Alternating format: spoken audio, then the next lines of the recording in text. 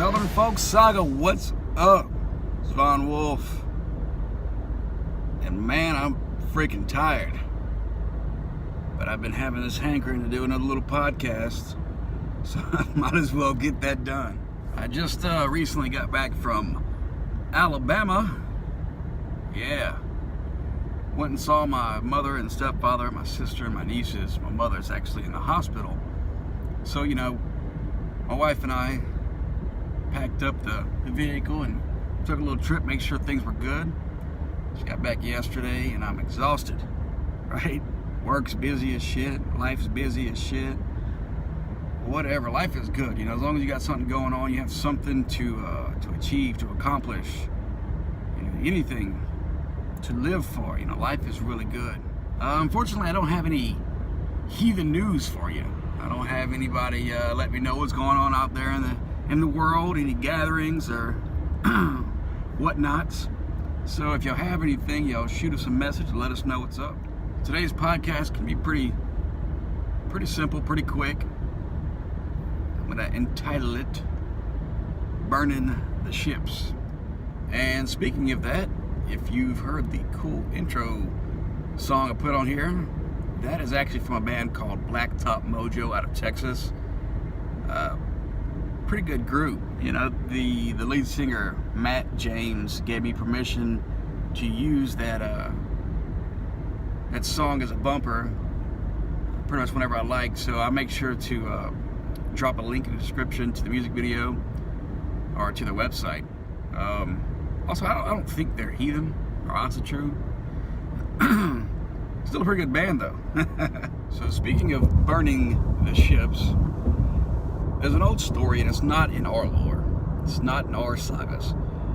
But it's still nonetheless a good story. There's this guy, right? And he's known as a quote-unquote conqueror. And he gathers a bunch of people around, and, you know, he's telling them, you know, we're going to go here and steal this, not steal, but take this treasure, right? Take these artifacts, take this gold, take all this great stuff. Well, this other group of people that he's taken from, they've held on to this treasure for, I think it was somewhere along 600 years. And nobody had been capable of doing it. So what he did was, before they actually sell it off, he'd talk to all of his men, and he'd tell them stories about this gold and this treasure and how it's going to change their life and how it's going to change their family's life and so on. You know, how it's going to change their children's life. You know, how it's going to affect them in a positive, good manner. So, you know, he got some people gathered up.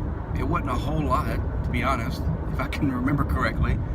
It wasn't a whole lot, but, you know, they went over there, and when they got off the ships, he told them to burn the ships. And I'm sure people were shitting at that point. What? You know, he said burn the ships.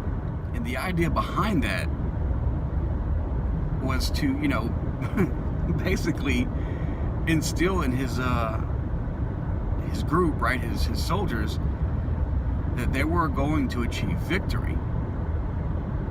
If they were going home, it was on the enemy's ships, you see. Now that's a literal story from my understanding. It wasn't made up, but regardless, I believe the point behind it as you know, story carrying on to the future, much like our lore or our sagas, you know, is to make a difference in the future somehow. In this case, I believe it's, you know, what are our fears? What are our doubts? You take that, you put it into the form of a ship or a boat, and you set it on fire. Those things holding you back from success will do just that for the rest of your life. That will hold you back. And as we all know from personal experience, we will fail sometimes. There is zero doubt in that. You will fail. You will fail until you learn how to do it better, more effectively, more efficiently. But that's what it's about. You know, it's embracing that failure to achieve success.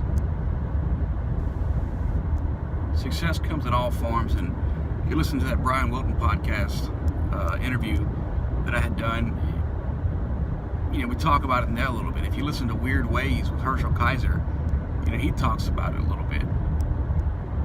You know, opportunity comes in the forms of hard work mainly, you know, and with that hard work comes a lot of shit.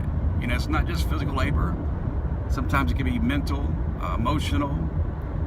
You know, you're really going to have to break out some of those 9 noble virtues to be successful. But that's what it's all about. And don't get me wrong, I'm not set aside from this. I have my own fears and doubts and my own issues, but it's important to, you know, remember, you know, things like this, things from our own history, own heritage, as far as overcoming things, you know, accomplishing things, conquering things. It's always important to remember that. Those are our ancestors. They achieved great things, and none of it came easy. But they did it not only for themselves, but for future generations. And I'll submit to you that we must keep that in mind. And let me be clear when I say that I don't mean be an activist. Hey, if that's what you like to do, go ahead and do that. I personally dislike the term movement, right? I've been in this movement since the 90s. Dude, I get it. You know, view it how you want to. Or, you know, whatever it is that you're doing, that's what you're doing. It's cool, whatever. I view this as a lifestyle, a life in general, a life, you know, it's not just a choice. It was given to me through my family.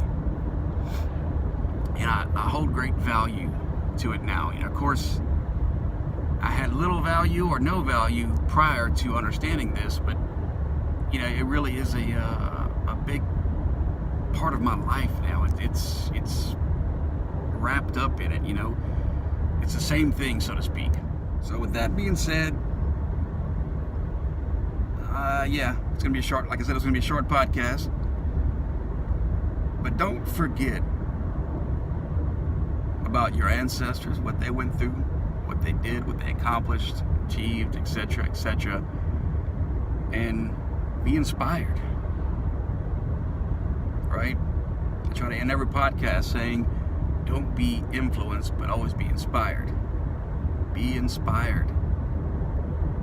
If you want to be remembered for something, do something worth remembering. All right, folks, y'all have a good one. Later.